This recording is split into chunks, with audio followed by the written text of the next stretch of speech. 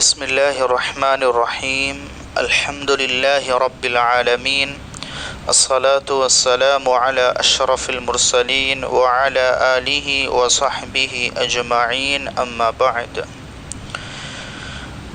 وعن البراء رضي الله عنه قال قال رسول الله صلى الله عليه وسلم ما من مسلمين يلتقيان فيتصافحان إلا غفر لهما قبل أن يفترقا رواه أبو داود.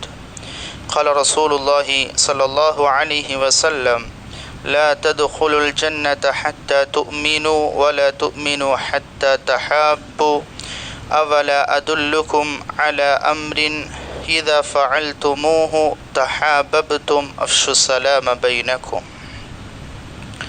ബഹുമാനനായ സ്വഹാബി ബറാ റളിയല്ലാഹു അൻഹു നിവേദനം ചെയ്യുന്ന ഹദീസാണ്.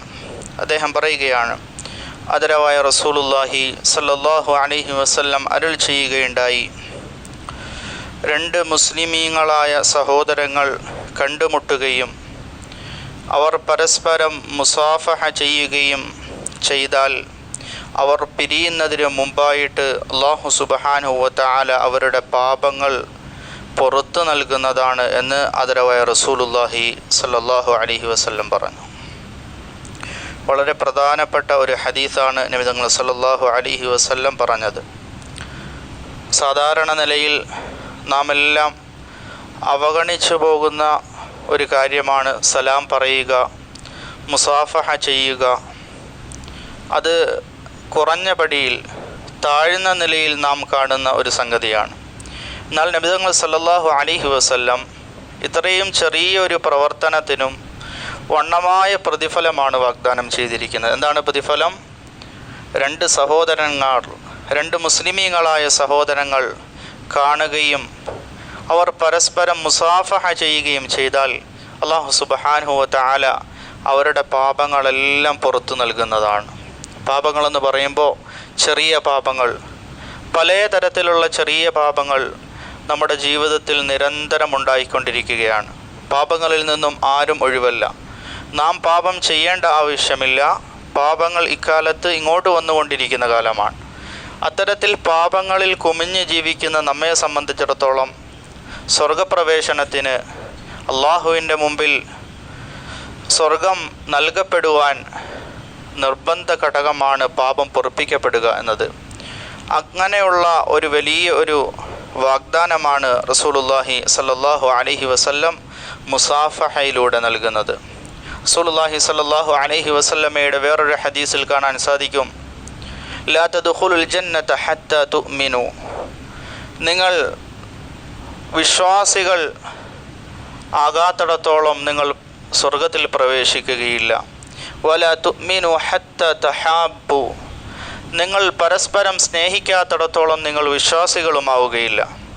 എന്നിട്ട് നബി തങ്ങൾ സല്ലല്ലാഹു അലൈഹി വസല്ലം ചോദിക്കുന്നുണ്ട്, അവല അദുല്ലുകും അല അംരിൻ ഇദാ ഫഅൽതുമൂഹു തഹാബബ്തും, നിങ്ങളിൽ പരസ്പരം സ്നേഹമുണ്ടാക്കി തീർക്കുന്ന ഒരു കാര്യം നിങ്ങൾക്ക് ഞാൻ അറിയിച്ചു തരട്ടെയോ? അഫ്ശുസ്സലാമ ബൈനക്കും, നിങ്ങൾക്കിടയിൽ സലാം നിങ്ങൾ വ്യാപിപ്പിക്കുക. എല്ലാ മുസ്ലിമീങ്ങളായ സഹോദരന്മാരോടും സലാം പറയുക. മുഖം നോക്കി സലാം പറയരുത്. മുസ്ലിമാണെന്ന അടയാളം അല്ലെങ്കിൽ മുസ്ലിമാണെന്ന് അറിയാം എല്ലാവരോടും സലാം പറയുക.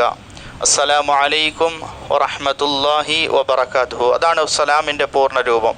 നാം പെട്ടെന്ന് അസ്സലാമു അലൈക്കും എന്ന് പറയും, അതിനും പ്രതിഫലമുണ്ട് റബ്ബിൻ്റെ അടുത്ത്. വറഹ്മത്തുള്ളാഹി എന്ന് പറഞ്ഞാൽ കുറച്ചും കൂടി പ്രതിഫലം കൂടും.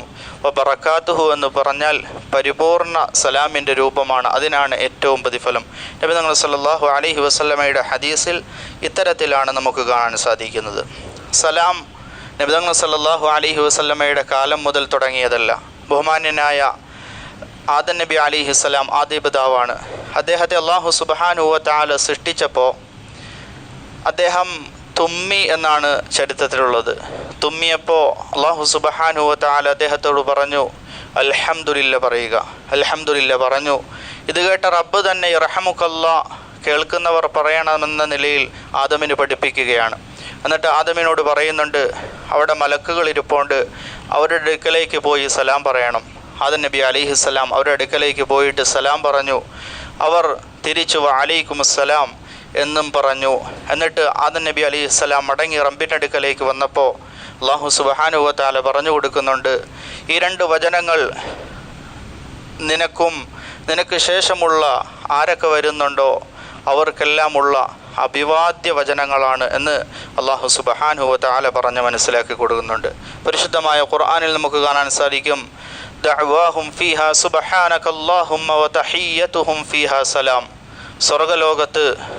സ്വർഗലോകത്ത് ജീവിക്കുന്നവരുടെ പരസ്പരമുള്ള അഭിവാദ്യ വചനം അത് സലാമായിരിക്കും എന്ന് അല്ലാഹു സുബ്ഹാനഹു വ തആല പറഞ്ഞ് മനസ്സിലാക്കി കിട്ടുന്നുണ്ട്.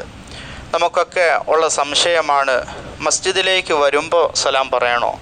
ചിലർ വലിയ ശബ്ദത്തിൽ പറയുന്നത് കേൾക്കാൻ സാധിക്കും. നമ്മുടെ ഈ പ്രദേശങ്ങളിൽ ഇല്ലെങ്കിലും തെക്കൻ പ്രദേശങ്ങളിലെല്ലാം വലിയ ശബ്ദത്തിൽ മസ്ജിദിലേക്ക് കയറി വരുമ്പോൾ തന്നെ ഉറക്കെ സലാം പറയുന്നതായിട്ട് കാണാൻ സാധിക്കും. മറ്റ് നമസ്കാരക്കാർക്കോ മറ്റ് ഇബാദത്തുകാർക്കോ തടസ്സമാകുന്ന നിലയിൽ ഒരിക്കലും പള്ളിയുടെ ഉള്ളിൽ സലാം പറയാൻ പാടില്ല. മറിച്ച് അടുത്ത് വന്നിരുന്ന് അവർ മാത്രം കേൾക്കുന്ന ശബ്ദത്തിൽ സ്വരത്തിൽ എന്ത് പറയുക? സലാം പറയുക. പിന്നെ വീട്ടിലേക്ക് കയറുമ്പോൾ സലാം നിർബന്ധമായിട്ട് പറയുക. കാരണം വീട്ടിലേക്ക് കയറുമ്പോഴും ഇറങ്ങുമ്പോഴും സലാം പറയുന്നത് വീട്ടിൽ ഐശ്വര്യമുണ്ടാകാൻ കാരണമായി തീരും. അതുപോലെ തന്നെ പണ്ട് കാലത്ത് നാം അനുവാദം ചോദിക്കുന്നതിന് സലാമായിരുന്നു പറഞ്ഞുകൊണ്ടിരിക്കും. ഇന്ന് നമ്മുടെ വീടുകളിലൊക്കെ കോളിംഗ് ബെല്ലുണ്ട്.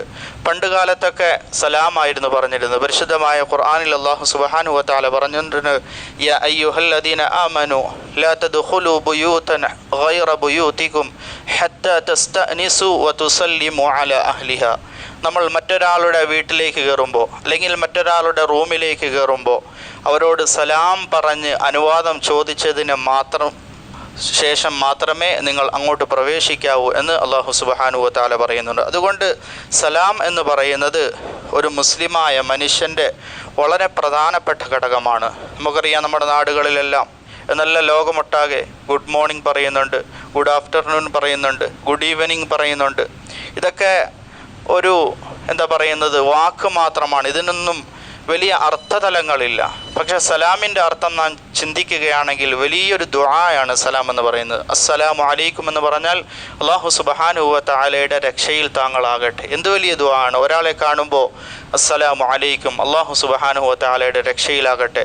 വ റഹ്മത്തുള്ളാഹി, അല്ലാഹുവിൻ്റെ അനുഗ്രഹത്തിലാകട്ടെ. വ ബറകാതുഹു, അല്ലാഹു സുബ്ഹാനഹു വ തആല താങ്കൾക്ക് ഐശ്വര്യം ചൊരിയട്ടെ.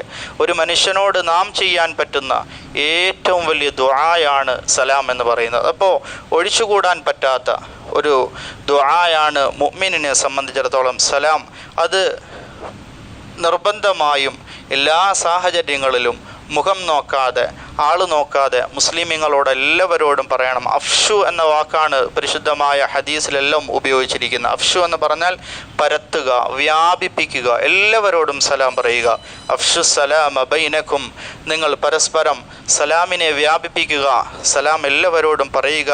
അത് നിങ്ങൾക്ക് പരസ്പരം സ്നേഹമുണ്ടാക്കി തീർക്കുവാനും ആ സ്നേഹത്തിലൂടെ നിങ്ങൾ പരിപൂർണ മുഅ്മിനീങ്ങളായി തീരുവാനും ആ മുഅ്മിൻ പടവ അണിഞ്ഞുകൊണ്ട് അല്ലാഹു സുബ്ഹാനഹു വ തആലയുടെ സ്വർഗ്ഗലോകത്തിലേക്ക് നിങ്ങൾക്ക് എത്തിച്ചേരുവാനും സാധിക്കും എന്ന് റസൂലുള്ളാഹി സ്വല്ലല്ലാഹു അലൈഹി വസല്ലം പരിശുദ്ധമായ ഹദീസിലൂടെ പറഞ്ഞു തരികയാണ്. അതുകൊണ്ട് സലാം വ്യാപിപ്പിക്കാൻ ഇത്തരത്തിലുള്ള ചെറിയ ചെറിയ കർമ്മങ്ങളിലൂടെ അള്ളാഹുവിൻ്റെ അടുക്കലേക്ക് മുന്നേറാനുള്ള തൗഫീഖ് റബ്ബ് സുബ്ഹാനഹു വ തആല നൽകുമാറാവട്ടെ. സുബ്ഹാനല്ലാഹി.